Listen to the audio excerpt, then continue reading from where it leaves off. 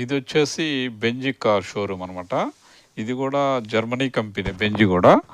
దీంట్లో కూడా మామూలుగా మనకి 50,000 నుంచి 2,00,000 యూరోస్ మటికి ఇక్కడ కార్లు మనకి అందుబాటులో అయితే ఉంటాయన్నమాట. అంటే మళ్ళీ మన రేట్లు అనుకోబాకండి. నేను జర్మనీ ప్రైస్ చెప్తా ఉన్నా. మళ్ళీ ఒకసారి గుర్తుపెట్టుకోండి. జర్మనీ ప్రైజెస్ ఇక్కడ మామూలుగా ఇక్కడ మొత్తం కూడా పెద్ద కార్లే ఉంటాయి. ఇక్కడ చిన్న కార్లు ఎవరు కొనరు. ఎందుకంటే ఇక్కడ స్పీడ్ లిమిట్ అనేది ఏమీ లేదు. నువ్వు హైవే ఎక్కిన తర్వాత నువ్వు 300 పోతావా, 400 పోతావా సంబంధం లేదు. ఓన్లీ లోకల్ రోడ్లలో కొన్ని రోడ్లలో మాత్రమే స్పీడ్ లిమిట్ 100 ఉంటుంది. 80 నుంచి 100 ఉంటుంది. మిగతా మన హైవే ఎక్కినామంటే ఇక్కడ స్పీడ్ లిమిట్ ఉండవన్నమాట. నువ్వు 300 పో, 400 పో అలా సంబంధం లేదు. ఇక్కడ లిమిట్ అయితే ఉండదు కాబట్టి అన్ని పెద్ద కార్లు ఉంటాయి.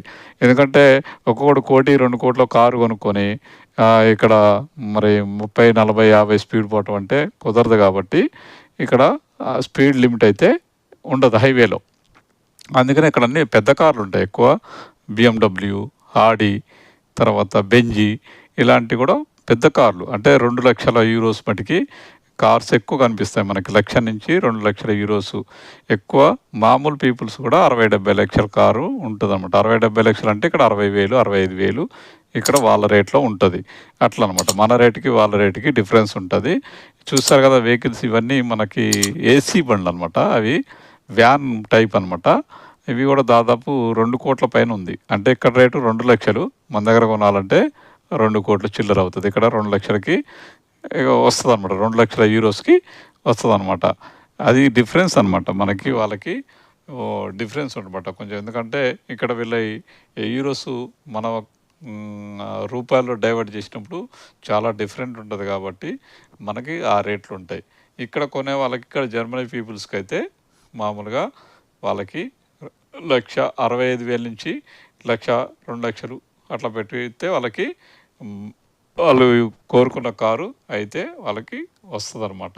మామూలు నేను చెప్పాను కదా, చిన్న చిన్న కార్లు అయితే మనకు చెప్పా కదా ఎంత $10,000, $15,000 యూరోస్కి వాళ్ళకి కారు వచ్చేస్తుంది.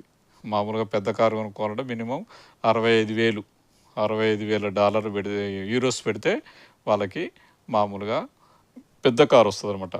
అదే మనం 70-80 లక్షలు మన దగ్గర అయితే పెట్టాల్సి ఉంటుంది. ఇక్కడ ఒక ₹1,00,000 పెట్టి కొన్నారనుకో, మన దగ్గర మనం ₹1,00,00,000 పెట్టాలి. అంత డిఫరెన్స్ ఉంటుంది అన్నమాట. నేను చెప్పేది ఏంటంటే వాళ్ళ రేట్లలో వాళ్ళకి తక్కువే కదా. మన రేట్లో మనం కంపేర్ చేసుకుంటాం. మనం ఇండియా నుంచి వచ్చినాం కాబట్టి మనం ఇండియా డబ్బులు కంపేర్ చేసుకుంటాం. జర్మనీ వాళ్ళు దాన్ని కంపేర్ చేసుకోరు. వాళ్ళ డబ్బుల్ని వాళ్ళు కంపేర్ చేసుకుంటారు. అందుకనే వాళ్ళకి చీప్ అని చెప్తా ఉన్నా. ఇక్కడ జర్మనీలో కార్ చీఫ్ అంటే అది. అంతేగాని ఇండియా నుంచి వచ్చి మనం ఇక్కడ కొనుక్కొని మన డబ్బులు లెక్కలు వేసుకుందామంటే అది అయ్యే పని కాదు. కాబట్టి అది ఇక్కడ కంపెనీ కూడా ఇది కూడా చాలా బెంజీ కంపెనీ ఎక్కువ మనకు కనపడతాయి అనమాట.